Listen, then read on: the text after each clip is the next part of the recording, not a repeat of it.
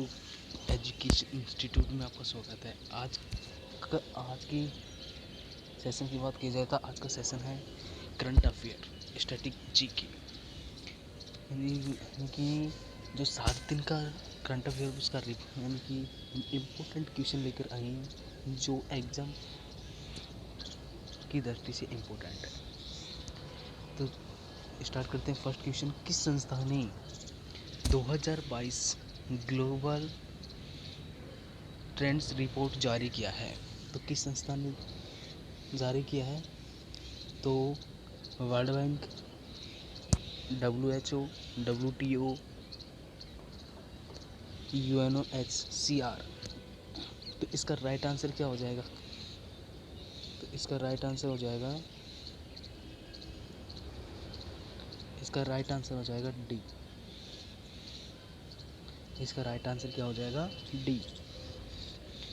इसका right answer क्या हो जाएगा? डी।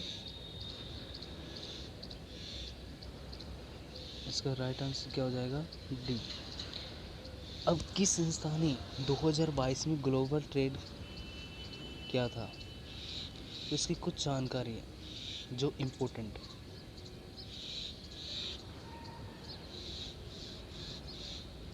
यानी कि UNHCR की फुल फॉर्म क्या होती है? संयुक्त राष्ट्र यानी कि शरणार्थी एजेंसी होती है। यानी कि एजेंसी UNHCR ने 2022 ग्लोबल ट्रेड रिपोर्ट जारी किया है और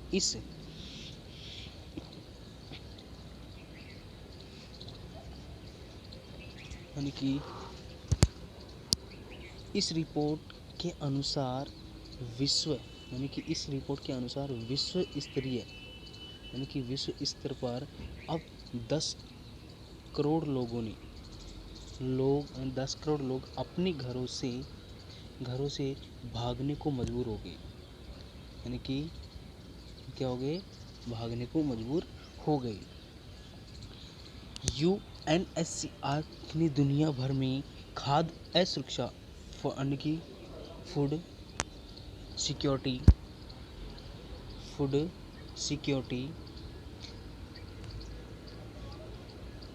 अपनाई और जलवायु यानी कि जलवायु संकट जो यूक्रेन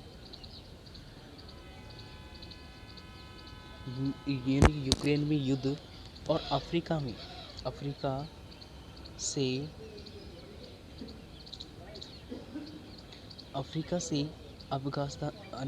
अफगानिस्तानी तक की अन्य आपात स्थितियों को प्रमुख कारणों के रूप में उजागर किया है। ये है UNHCR के बारे में। नेक्स्ट क्वेश्चन की बात करें तो कौन सा देश 2022 में SCO की क्षेत्रीय आतंकवाद विरोधी संरचना SCO रेड बैठक का मेजबान करेगा? यानी कि कौन सा देश 2022 में SCO की क्षेत्रीय आतंकवाद विरोधी संरचना बैठक की मेजबानी कौन करेगा? तो ऑप्शन है भारत। राइट आंसर क्या हो जाएगा? भारत। राइट आंसर हो जाएगा भारत। अब भारत के बारे में देखते हैं कि भारत ने क्या क्या किया इसके अंदर। भारत ने SCO रेड के अध्यक्ष के रूप में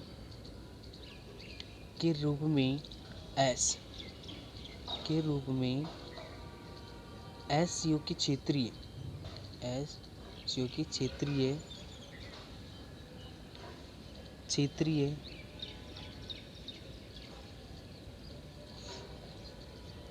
क्षेत्रीय आतंकवादी यानी कि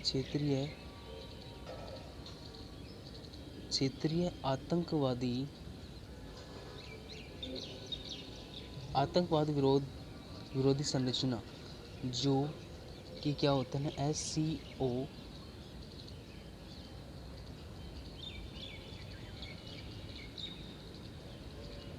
रेगुलर एक्ट की बैठक की मेजबानी की और इस बैठक का उद्देश्य क्या रहा है, यानी कि इस बैठक का उद्देश्य क्या रहा है। तो इस बैठक का उद्देश्य क्या रहा है, तो इस बैठक का उद्देश्य रहा है आतंकवाद के खतरों सहित सुरक्षा चुनौतियों पर विचार विमर्श करना और चीन और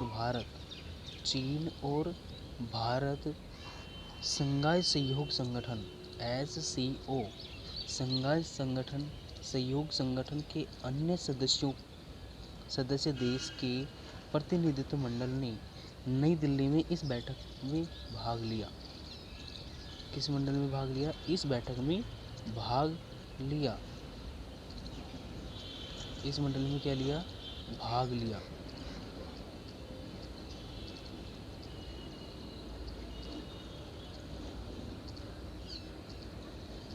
तीसरे क्वेश्चन की बात करें, यूरोप के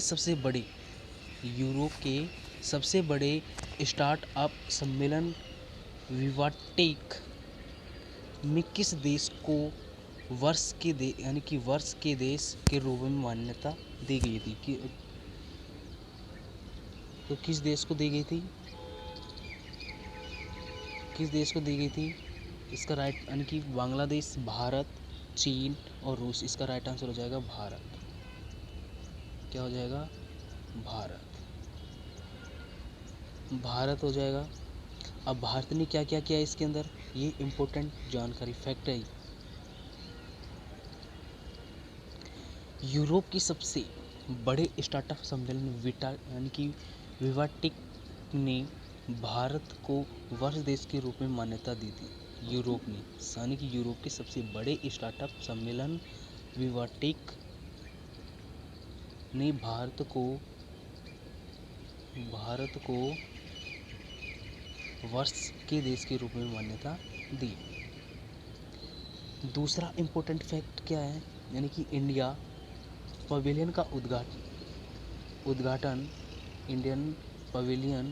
उद्घाटन केंद्रीय इलेक्ट्रॉनिक्स और IT मंत्रालय अश्विनी वैष्णव द्वारा किया गया था। ये इम्पोर्टेंट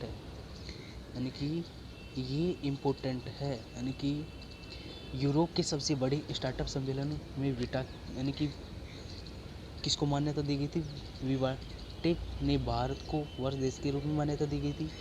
और इंडियन पवेलियन का उद्घाटन केंद्रीय इलेक्ट्रॉनिक और IT मंत्रालय अश्विनी वैष्णव द्वारा दिया गया था। किसके द्वारा दिया गया था, अश्विनी वैष्णव के द्वारा दिया गया था। और इस सम्मेलन में भारत ने लगभग 65 स्टार्टअप में भाग लिया। कुल में अब तक इंडिया ने कब तक इस सम्मेलन में कितने भाग लिए, कुल में 65, यानी कि भारत ने लगभग 65 स्टार्टअप में भाग ले रखे हैं। नेक्स्ट क्वेश्चन, हाल ही में विश्व सिकल सेल जागरूकता दिवस कब मनाया जाता है। वर्ल्ड सिकल सेल जागरूकता यानी कि विश्व सिकल सेल जागरूकता दिवस कब मनाया गया है। तो कब मनाया गया है, तो इसका राइट आंसर हो जाएगा 19 जून को। कब मनाया गया है, 19 जून को। अब 19 जून में क्या क्या, यानी कि विश्व संकलन दिवस। इम्पोर्टेंट फैक्ट लेके आया हूँ आज, जो एग्जाम की दृष्टि से इम्पोर्टेंट है।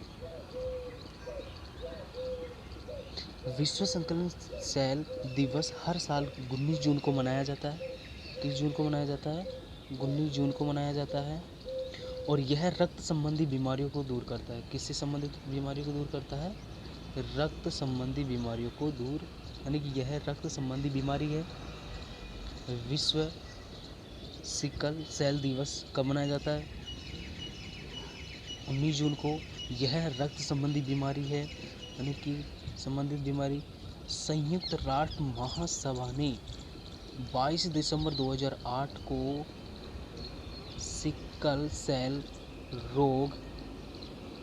रोग को एक सार्वजनिक स्वास्थ्य सार्वजनिक स्वास्थ्य समस्या के रूप में मान्यता देने के लिए एक प्रस्ताव अपनाया। क्या अपनाया? प्रस्ताव अपनाया। नेक्स्ट क्वेश्चन कि हाल ही में यानी कि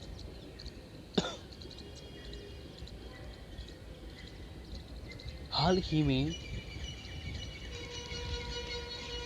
ही में किस देश के तट पर दुनिया का सबसे बड़ा पौधा खोजा गया है? हाल ही में किस देश के तट पर दुनिया का सबसे बड़ा पौधा खोजा गया है? तो इसका राइट आंसर क्या हो जाएगा? तो इसका राइट आंसर हो जाएगा ऑस्ट्रेलिया ने। तो इसका राइट आंसर क्या हो जाएगा? ऑस्ट्रेलिया ने।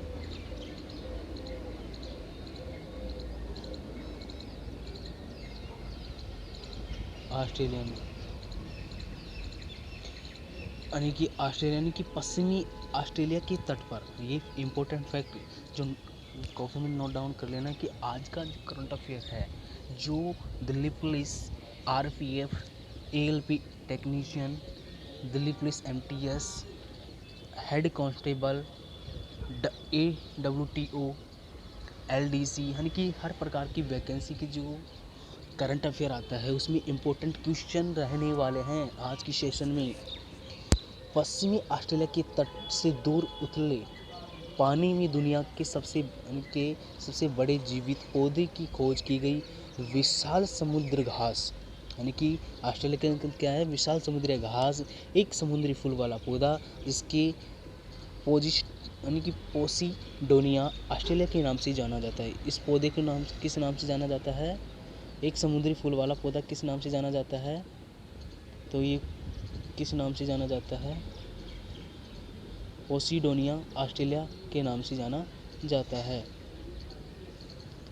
शार्क बे में 112 मील यानी कि 180 किलोमीटर से अधिक तक फैला हुआ है ये, जो एक विश्व धरोहर स्थल के रूप में संरक्षित एक जंगल क्षेत्र है। आनुवंशिक परीक्षण का प्रयोग करते हुए वैज्ञानिकों ने निर्धारित किया है कि पश्चिमी ऑस्ट्रेलिया में पानी के नीचे एक बड़ा घास का मैदान वास्तव में एक पौधा है। वास्तव में क्या है? एक पौधा है। ऐसा माना जाता है कि यह कम से कम 45 वर्षों में एक ही बीज में फैला होता है, बीज से फैलता है।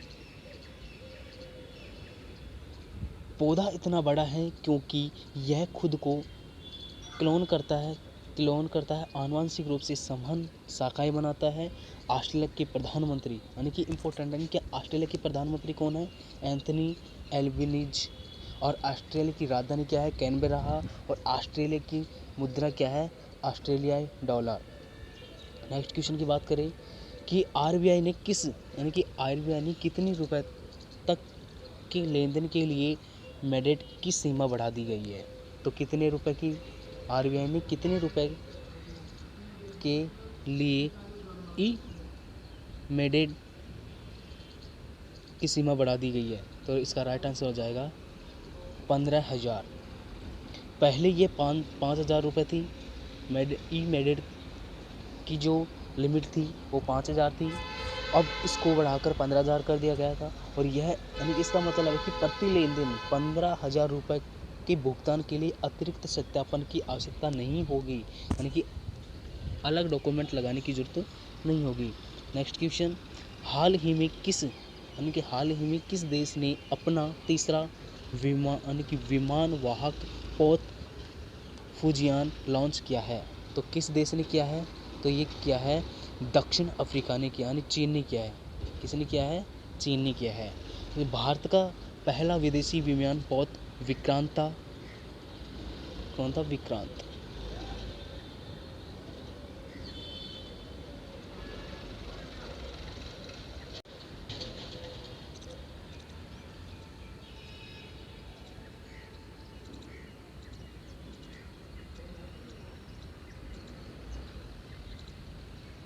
नेक्स्ट क्वेश्चन, 16 जून 2022 को भारत एथलेटिक्स महासंघ AFI ने राष्ट्रमंडल खेल 2022 के लिए किसकी अगुवाई में भारत की 37 सदस्य एथलेटिक्स टीम की घोषणा की थी।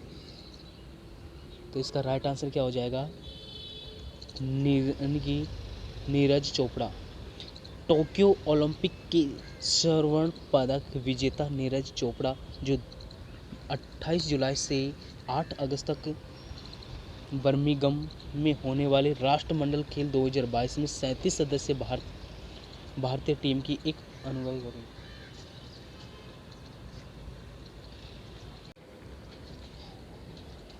चुनी गई 37 सदस्य टीम ने यानी कि 37 सदस्य टीम ने 18 महिला खिलाड़ी हैं, जिसमें स्टार धावक हिमा दास और दुमती चंद है। यानी कि जो ये फैक्ट है, इम्पोर्टेंट फैक्ट है, जो अब लेटेस्ट जो यानी कि एग्ज़ाम चल रहे हैं दिल्ली पुलिस कांस्टेबल के, ड्राइवर के और AWTO के एग्ज़ाम आएंगे। दिल्ली पुलिस MTS की वैकेंसी आ चुकी है, नोटिफिकेशन जारी हो चुका है। RFF का नोटिफिकेशन जारी होने वाला है, ALP का नोटिफिकेशन जारी होने वाला है।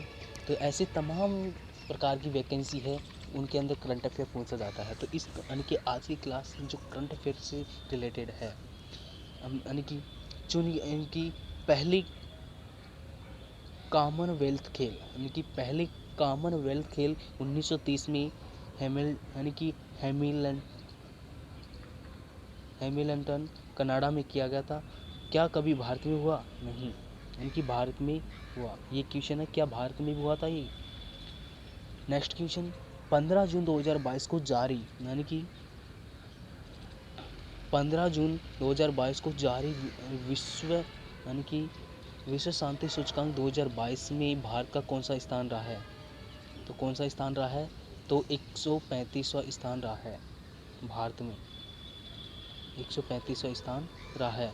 विश्व शांति सूचकांक यानी कि विश्व शांति सूचकांक ग्लोबल पीस इंडेक्स में 2022 में के अनुसार भारत 163 देशों में से 135वें स्थान पर आ गया है, जबकि वर्ष 2021 में भारत की रैंक कितनी थी? 138वीं थी, 138वीं रैंक थी। और सूचकांक के अनुसार आइसलैंड दुनिया का सबसे शांतिपूर्ण और अफगानिस्तान सबसे अशांत देश था। नेक्स्ट क्वेश्चन, हाल ही में किस भारत प्रेस परिषद PCI के अध्यक्ष पद के लिए चुना गया था? इसका राइट आंसर हो जाएगा A, रजना प्रकाश देसाई। आज के लिए इतना ही। आज आशा करता हूँ कि आज की क्लास आपको अच्छी लगी होगी। तो यानी कि इस चैनल को पहली बार विजिट किया हो तो इस चैनल को सब्सक्राइब करके बेल आइकन प्रेस करके, ताकि हर प्रकार की करंट अफेयर की क्लास आप तक पहुँचे। और ऐसे ही हम आगे इससे भी शानदार और इससे भी ज़बरदस्त वाली करंट अफेयर लेके आएंगे। और यानी कि आज शाम को 7 बजे पॉलिटी की क्लास स्टार्ट होने वाली है। यानी कि धीरे धीरे हर प्रकार के टीचर आपके पास प्रोवाइड किया जाए। Thank you, all the best.